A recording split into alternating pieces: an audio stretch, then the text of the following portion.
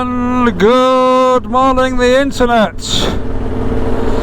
And of course, good morning to my subscriber. You're looking rather cuddly today in those fluffy slippers. Well, it's 8:45, 8:45 in the morning. This morning must have been my longest ever breaking camp routines. It's took me well over an hour today. Well over an hour. I don't know why. I just couldn't seem to get into it today. But well, some days are good, some days less so. There's a stretch. This whole bit of road going from Campu something up to Rasnov, I think it's about 50 or 60 kilometres. Well, they're replacing all the tarmac, so there's lots and lots of road works, but the lights don't work off sensors. They're on a timer, so they tend to be about 5 minutes, and you just get there and you think, how long have I got to wait?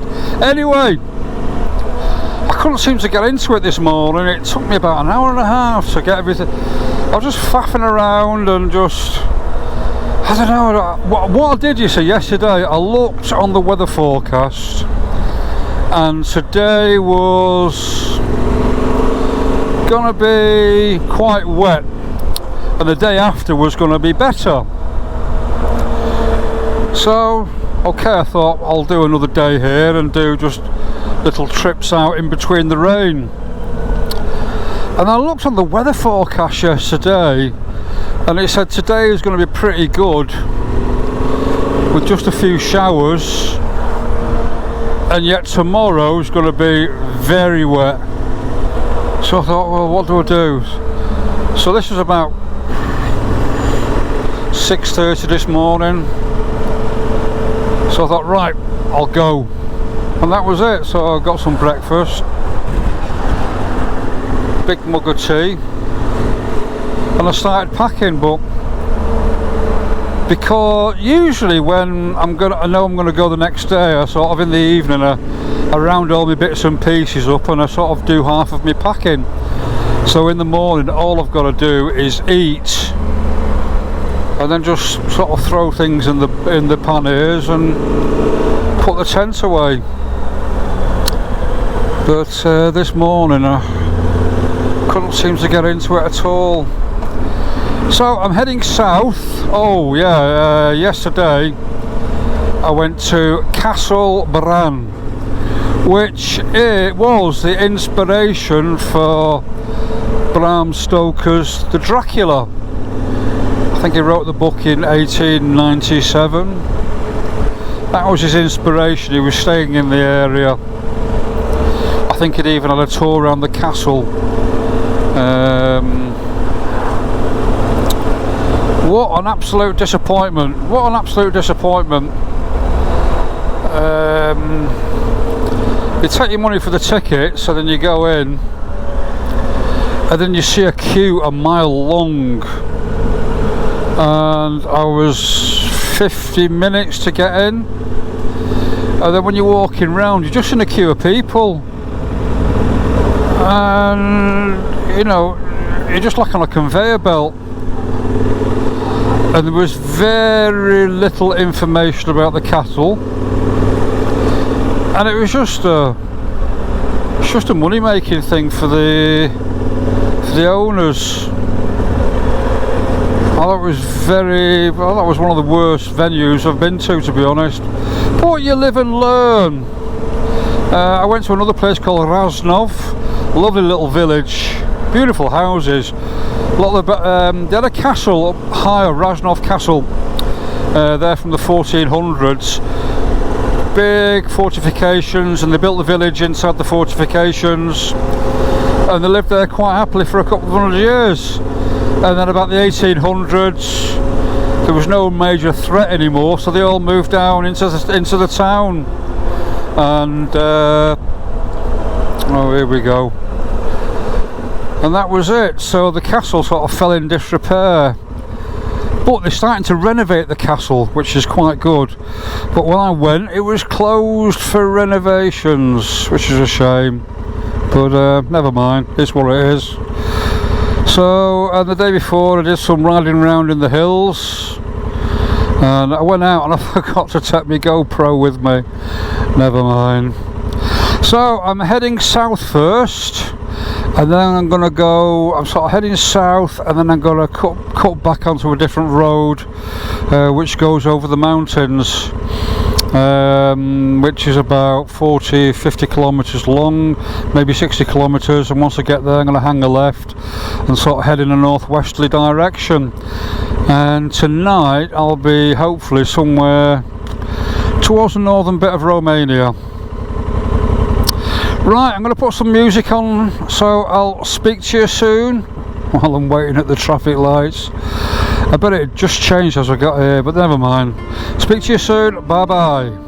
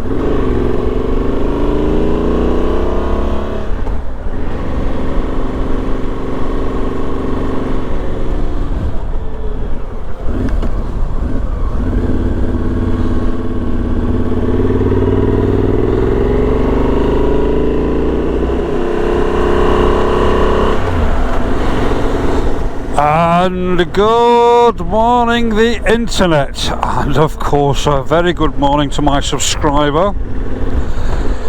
And you're looking well this morning. Hair's a bit of a mess, but there you go, that's life.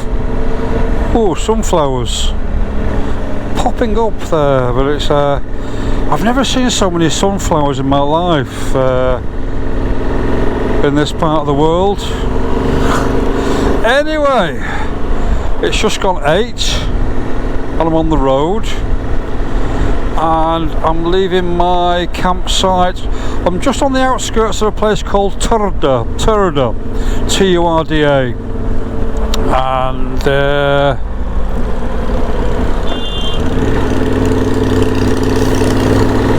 go. And I came here because yesterday I wanted to visit a salt mine. Yeah, a salt mine. Oh, look at that there, look at that there. I was looking on my map to see if there's a road in between, but it was only a river.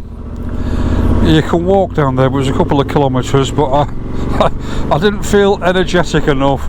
So, yeah, anyway. Yesterday I went to visit a salt mine.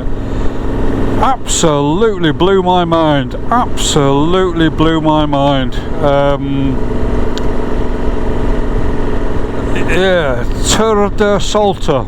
Oh, they started mining salt there in about 1610, from the early 1600s anyway, and they were mining salt there until the early 1900s, about 1932, 1934. Turda is just down there. So you go down these walkways, which was the main route that they had, like rail lines, and they brought the salt out. And you go into this big cavern.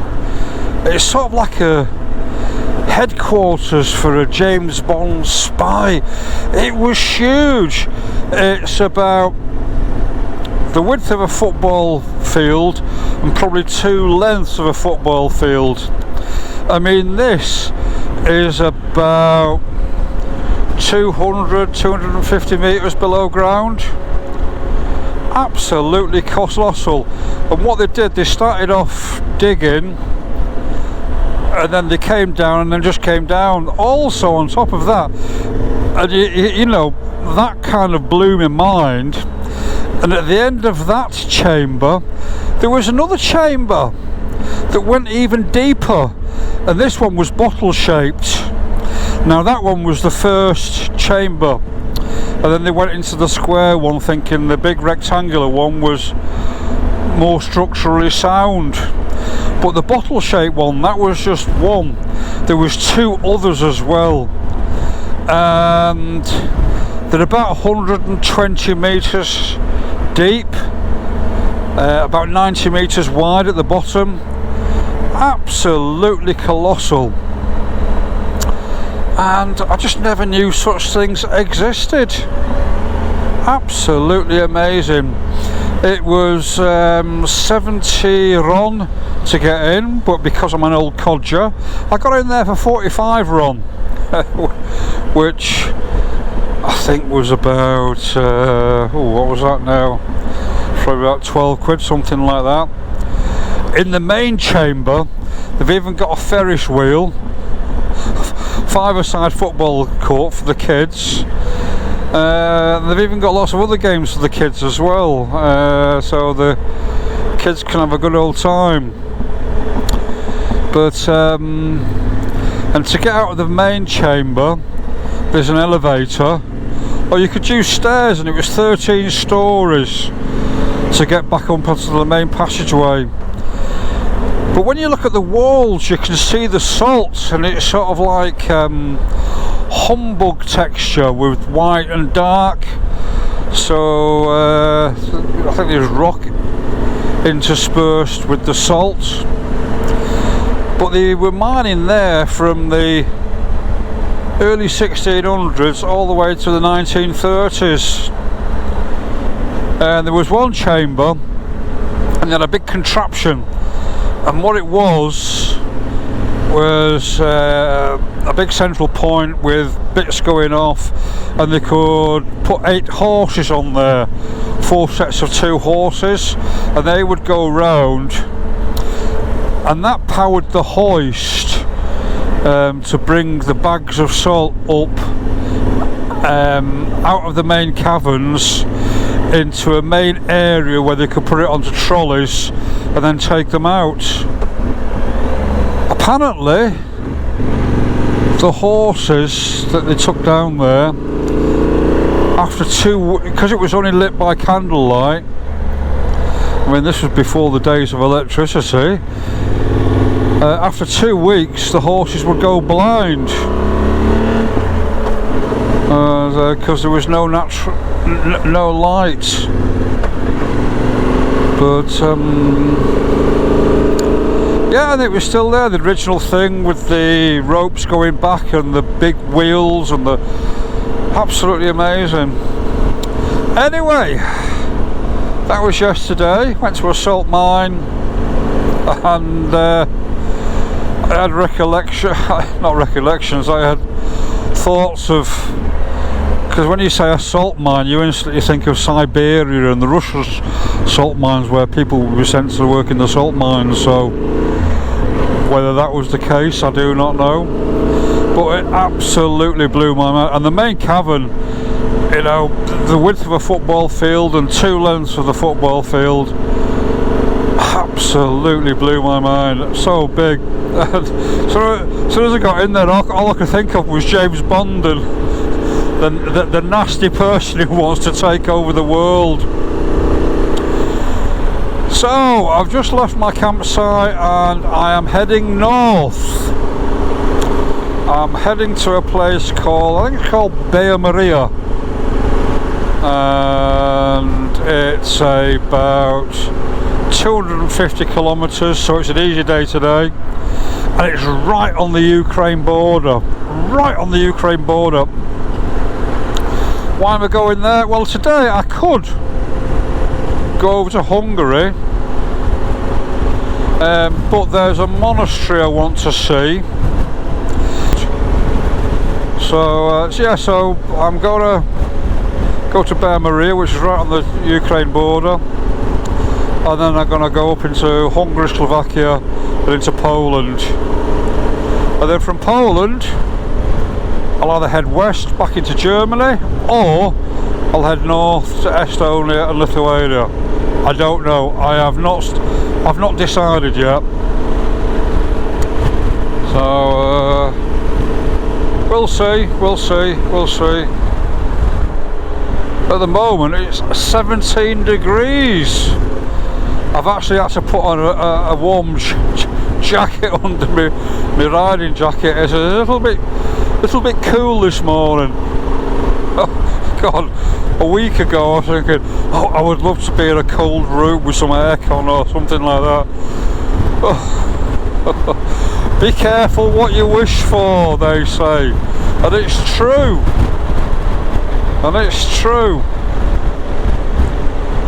So Romania is amazing.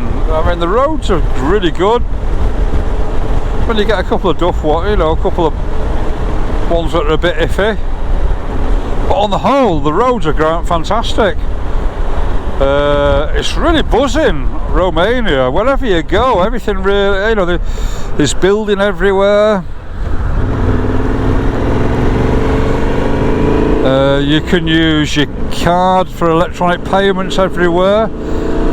You might struggle a bit if you're right in rural Romania, so if you go to a little petrol station in the middle of rural Romania, they might want cash, but for most places you can pay by card.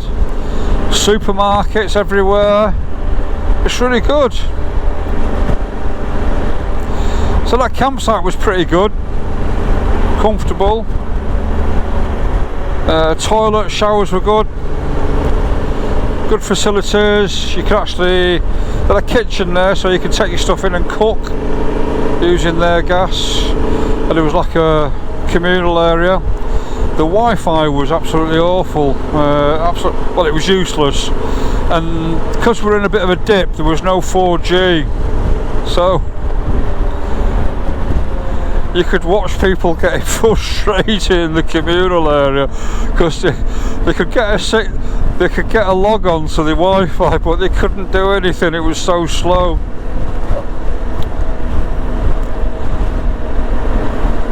Kids all looking fed up because they couldn't log on to the internet. It was funny. Anyway, mind you, I had to go out last night. It was about 10:30. I was trying to get off, and there was two, I don't know what nationality they were talking at the top of the voice. So I had to go out and say, "Oi, keep the noise down. And fortunately there was no argument, and he shut up and they went to bed. I've taken the wrong turning.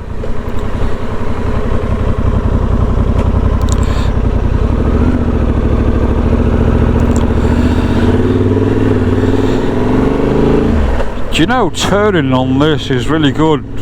When I was on the Suzuki, you'd have to do like a 3-point turn, well, 15-point turn. It had the turning circle of the QE2, but I could see you coming, mate. There we go. But this is great for doing U-turns.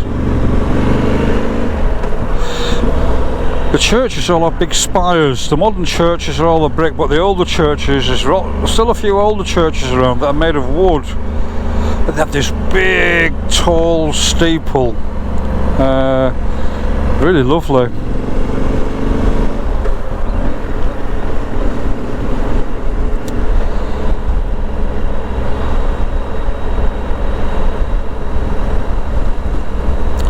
As for the driving in Romania, it's actually not bad. It's not bad.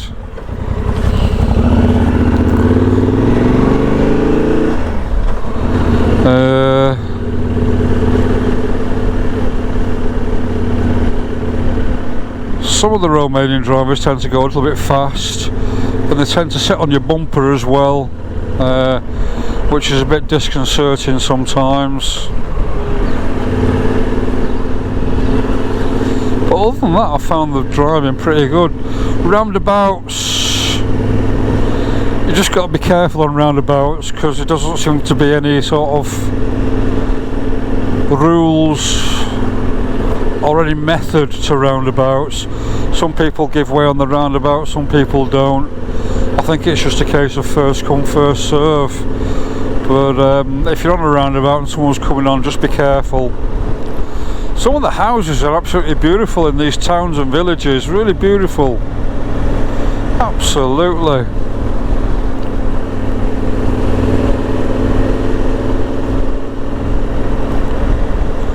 Why Romanians who live in the UK want to live in the UK, I do not know, because Romania is absolutely lovely. It's green and the houses are fantastic. I've never seen such diverse houses. It's like all the houses in the UK, houses tend to look quite similar.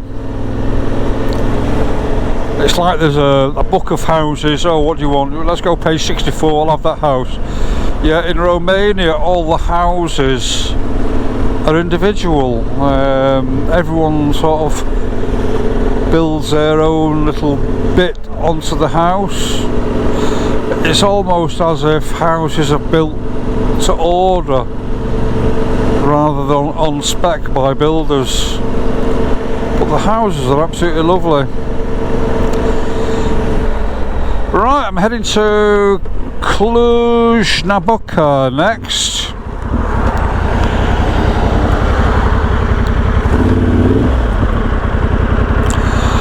No, I'm not. I'm waiting for this traffic to go first. I should have gone then when I'd had momentum. But, well, there you go.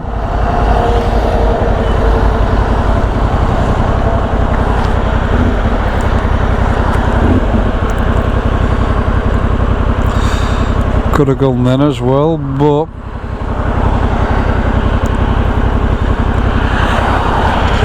here we go.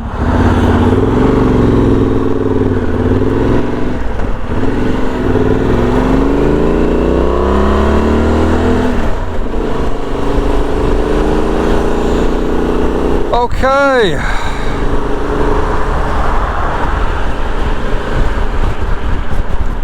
Another thing with Romanian drivers is it's like they're always in a rush, and they'll be on your back end, hassling you to go faster, hassling you to overtake. You know, they want to overtake, and they'll overtake you, or you'll let them through, and about a kilometre down the road they're pulling in or stopping, and you think, well, what was the point of that, mate? What was the point of that? So I'm going to put the music on now. I'm going to head north. I'm going to enjoy my last, well, I'm going to go to Baia Maria. I'll be there, and then I'll have another half a day of riding in Romania before I pass into Hungary. So I'm just going to enjoy Romania today.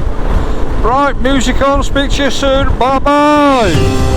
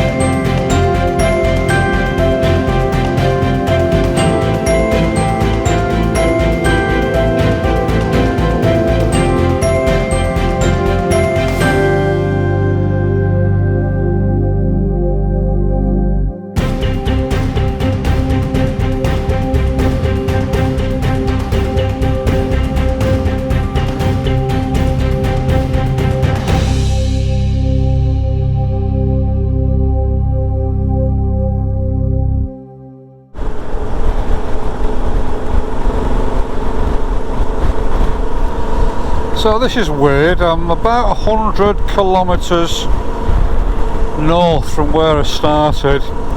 It's only about 9:30 in the morning. I've not gone particularly high. There was a bit of a gradient earlier on, but with this very low cloud, it's very foggy, very misty, and when there is a little bit of elevation you can see where the cloud base is quite low. But gone quite cool as well. We've gone down to 16 degrees. Full of storks. It's one thing you do see quite a lot of. You see stork nests on top of the poles. How they sit there defying gravity I do not know, because the stork nests are quite big. But this is really strange. The cloud base is very, very low. But I've not been climbing. I mean, a few days ago when I did the trans, we climbed and climbed and climbed and climbed. We climbed into the clouds. But here there's been no apparent climbing. So I'm in the north of Romania. Got about 150 kilometres to go before I get to Baia Maria, but it's a very, very green area. Whether this is a natural thing, I do not know.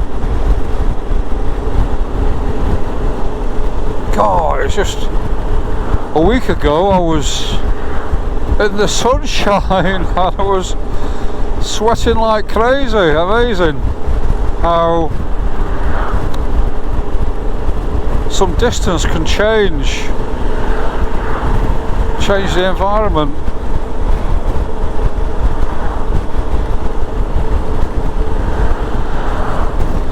Right, I'm going to put some music on. I'll speak to you soon.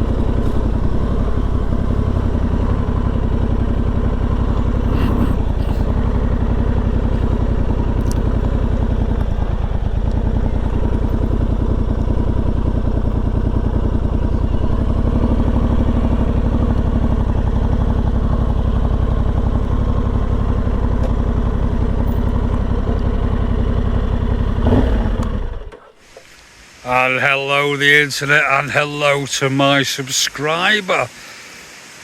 And here I am in the middle of nowhere. So today I left my campsite this morning at Turda, just a few kilometres to the west of Turda, and I've headed north. And I've come to a place right at the very tip of Romania, and it's called Sapanta. And just where the town is in Sapanta, there's a huge big church that I've come to see, and not far away there's a big monastery I want to see. And just a kilometre and a half on the other side of the river, there's a river just near Sapanta, just a kilometre on the other side is Ukraine, so we're just bordering Ukraine. But another reason I've come here as well is it's like there's a big national park, and that's where I am now, and there's hundreds of miles of tracks just like this and just like this. So I got to the campsite, Casa Anna I think it's called, and it's £5 a night. Absolutely brilliant. And there's a restaurant as well, so I had a look in the menu, so I'm going to eat there tonight because it's really not that expensive. £5 a night, so I'm staying for 2 nights. And as soon as I had a cup of tea and got myself sorted, I've just been out for a couple of hours just riding these tracks. Absolutely stunning. Some muddy bits, but mostly it's just hard packed with lots of gravel. And oh gosh, I am so glad I've got knobbly tyres on. Well, they're not full knobblies, but they're sort of 50-50 knobblies, but oh, what a difference it makes. Before I came on this trip, I spent a day near Carlisle with Off-Road Scotland going round, and I had different tyres on. Well, I've changed my tyres and I've got these more knobbly ones. Oh, what a difference. You can really grip with them, and it's great. So for the past couple of hours I've just been riding these tracks.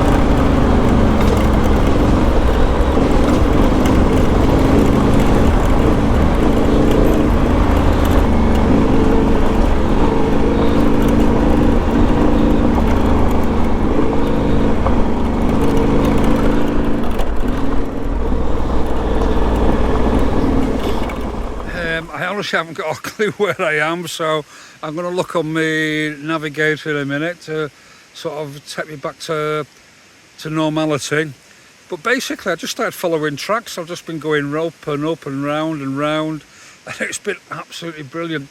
So if you want a place to do lots of off-road, come up to the very northern tip of Romania, head for Sapanta. There's a couple of campsites. The one I'm at, £5 a night, but you've got hundreds of miles of these tracks where you can just do lots of off-roading. And it's been a brilliant afternoon. My legs are starting to ache now because I've been stood up for a couple of hours. And just been enjoying myself. Well, I'm just here, little river just behind me, and the bike is looking quite sorry for itself. The bike has been really good. You know, when I first got this bike and I first started this trip, I didn't like it very much, but the more I ride it, the more I'm starting to enjoy it. I've got 10,000 miles on it now. I only bought it in March as well. I was at April, end of March, beginning of April.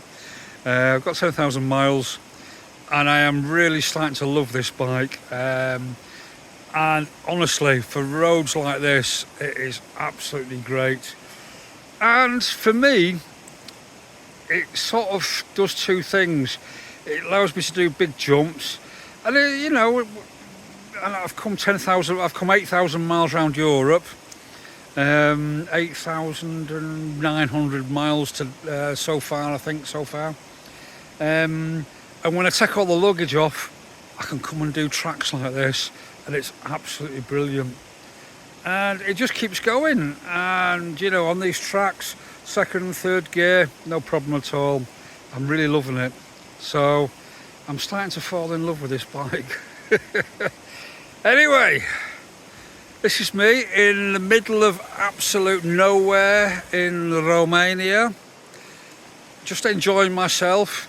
Tomorrow morning I'm going to do a few cultural things, going to visit a big church and a monastery, and then I'll move on the day after, heading north, but we'll see how it goes. So thanks for watching. Oh, today, what to do today? Today mileage was about 270, 280 kilometres. It wasn't much at all. I got to my campsite about 2 this afternoon, a little bit after 1 I think, and it was just easy. The first part of the trip was just boring, just A roads, but the second half of the trip, once I got past Baia Marie, absolutely superb, because you were going up and down lots of twisty bits, country roads, and I really enjoyed this afternoon. Anyway, thanks for watching, and I'll speak to you soon. Bye bye.